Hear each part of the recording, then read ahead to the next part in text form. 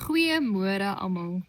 Dit is vandag Vrydag 24 April en dit is ons laaste dag met die reeks waar ons na die verskeie tekste en beelde gekyk het waar God beskryf word as 'n herder.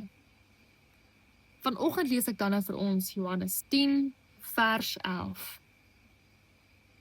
Ek is die goeie herder. Die goeie herder lê sy lewe af vir die skape. Net tot sover. Hier neem Jesus die beeld van die herder en gee dit 'n baie diep betekenis.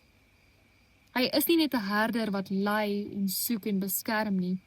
Hy is die een wat sy lewe vir sy skape gee. Ons sien Jesus se liefde is nie net woorde nie. Dit is opofferende liefde. Hy kies om vir sy skape te sterf. Dit wys vir ons hoe kosbaar ons is vir God. Dat hy kies om 'n verhouding met sy skape te hê. En hy kies om hierdie verhouding te herstel wat verbreek het. En daarom sterf hy vir my en jou sondes en neem hy dit op homself. Hy gee homself vir jou. Dit is wie die goeie herder is.